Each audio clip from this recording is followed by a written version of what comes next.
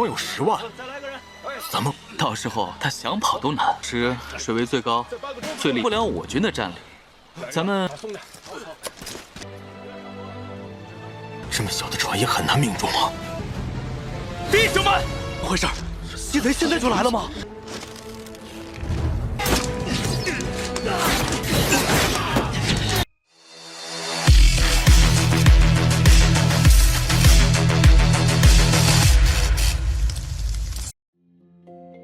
？Halo semua, selamat datang di Ruang Cinema. Bagaimana kabar kalian semua? Semoga selalu sehat dan baik-baik saja. Pada hari ini kita akan kembali melanjutkan series Donghua Fable River season kedua.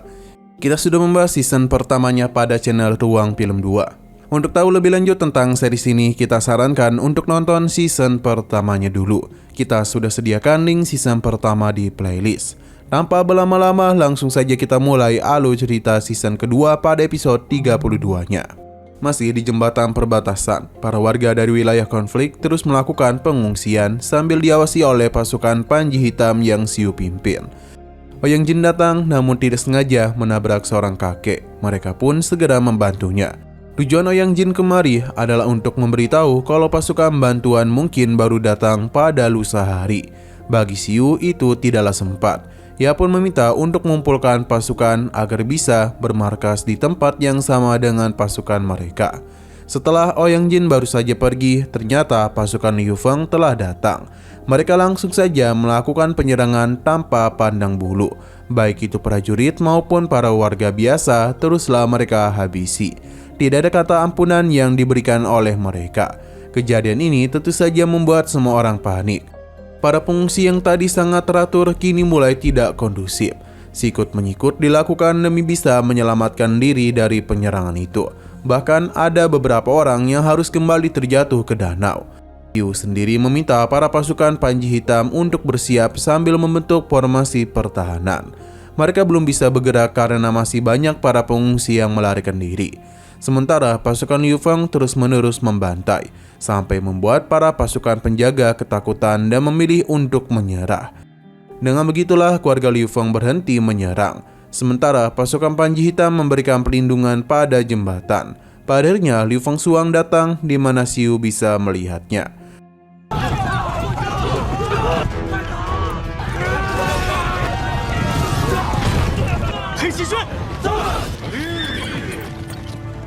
Namun kita dibawa berpindah ke sisi lain, tepatnya di istana Dewa Iblis.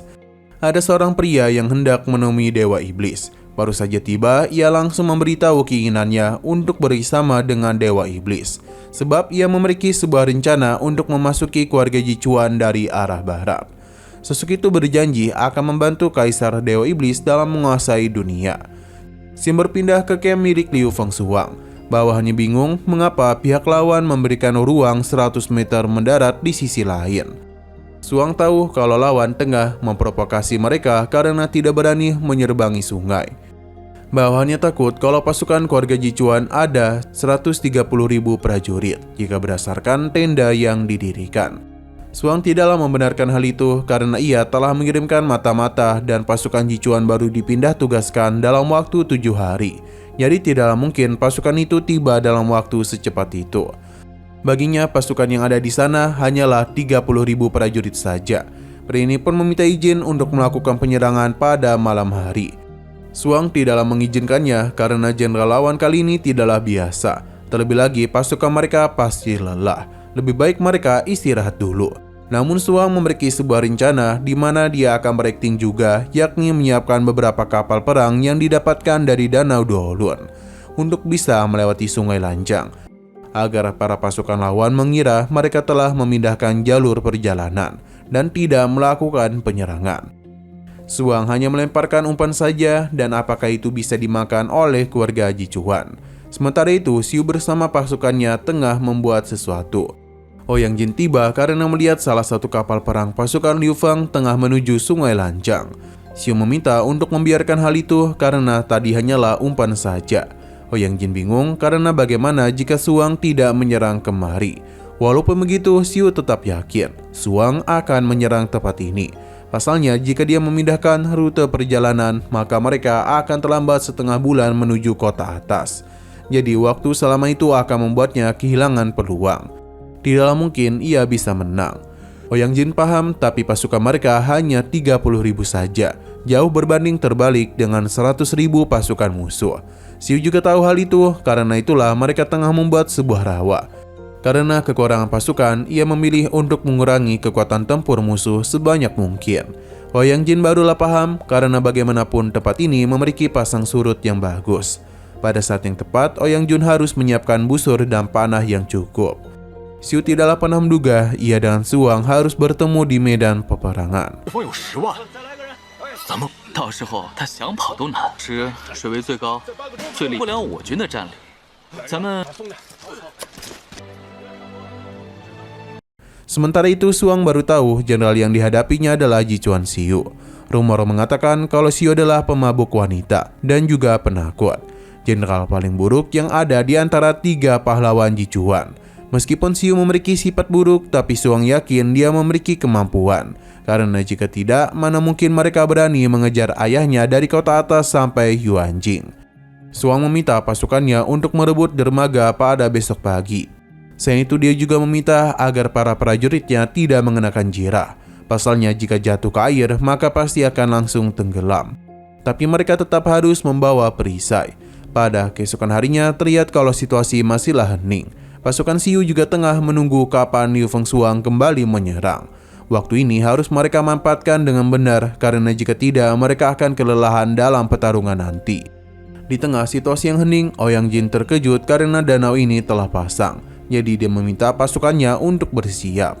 Pasalnya 2 jam lagi pasukan lawan mungkin akan tiba. Alhasil para pasukan pun kembali bangun dan Ouyang Jin melihat sesuatu.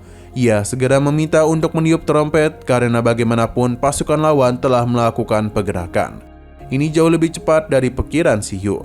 Alasan mengapa Suang melakukan penyerangan di waktu itu karena ia sudah tahu pikiran lawan yang menunggu air pasang. Sementara pasukan Xiu masihlah belum menyiapkan kereta pelempar batu. Walaupun begitu, kapal ini terlalu kecil untuk diserang. Jadi sepertinya Suang lebih unggul.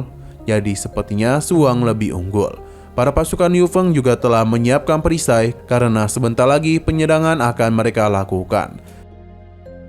Sementara itu di kamp pasukan Xiu, dia sepertinya masihlah belum mendapatkan kabar tentang penyerangan di sana. Ia meminta para pasukannya untuk makan karena dalam pertarungan nanti perut mereka tidak boleh kosong. Para pasukan dapur berjanji akan membuat pasukannya gemuk. Hingga Xiu mendengar trompet penyerangan yang berarti penyerangan lebih cepat dari yang dia perkirakan. Xiu memberikan perintah kepada para pasukan busur untuk menghentikan musuh yang mendarat. Ia juga memberikan semangat kepada para pasukannya. Kembali ke sisi Ouyang Jin, di mana para pasukan tengah bersiap untuk melakukan penyerangan. Anak panah pun dilontarkan saat pasukan Liu Feng baru saja mendarat. Satu persatu pasukan Liu Feng tumbang oleh anak panah di sana. Namun mereka tidak menyerah dan para pasukan itu kembali melakukan penyerangan. Karena jarak lawan tidak terlalu jauh. 这么小的船也很难命中啊！弟兄们，怎么回事？鸡贼现在就来了吗？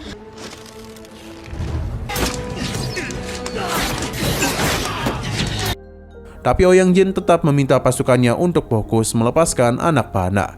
Ini pun mengakibatkan banyak pasukan Liu Feng yang meninggoy. Ditambah rencana Xiu mulai berjalan. Rawa yang dia buat telah menghambat pergerakan para pasukan itu. Mereka pun sulit untuk bergerak. Mereka hanya bisa maju secara perlahan-lahan saja.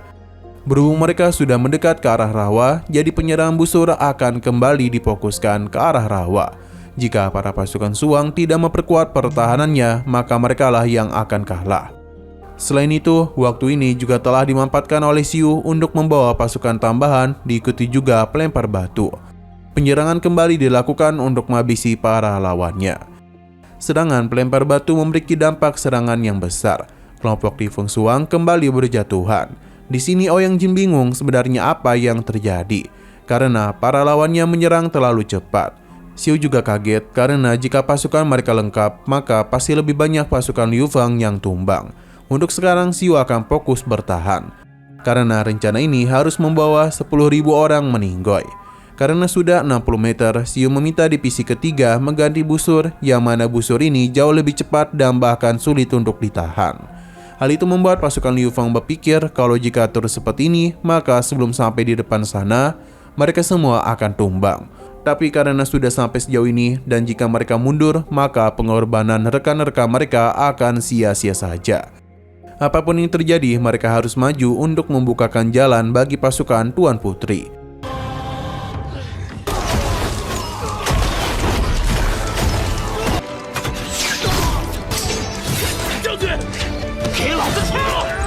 Sementara itu, pasukan Liu Fengshuang telah kembali bergerak dan kali ini dia ikut dalam perahu tersebut.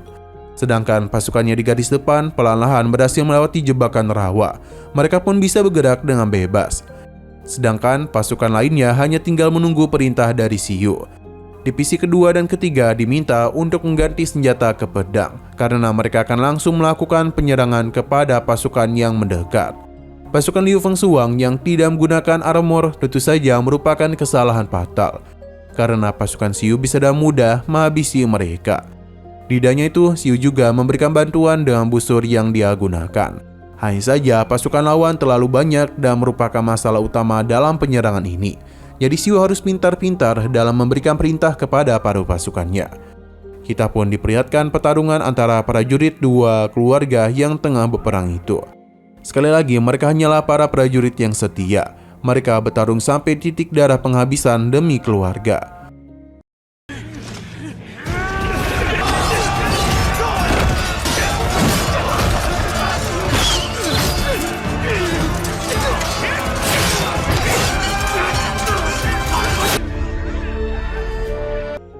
Pasukan Liu Fengshuang mulai unggul, terlebih lagi Tuan Putri mereka akan segera tiba. Ini tentu saja membakar semangat mereka. Selain itu, hal ini juga telah diketahui oleh Xiu. Dia masihlah terus menunggu pertarungan di garis depan. Sedangkan Shuang sudah hampir mencapai daratan dengan lebih banyak pasukan yang dia bawa. Nah, sayang sekali lagi seru-serunya, episodenya harus bersambung dulu. Oke, sekian dulu pada video kali ini. Untuk video selanjutnya akan segera hadir. Jadi bagi kalian yang mengikuti series ini, langsung saja klik subscribe dan aktifkan loncengnya. Terima kasih yang sudah menonton video sampai habis. Jika kalian suka pada video ini, klik like dan share ke teman-teman kalian tentang channel ini. Dan ditunggu aja kelanjutannya. Oke, sampai jumpa di video selanjutnya.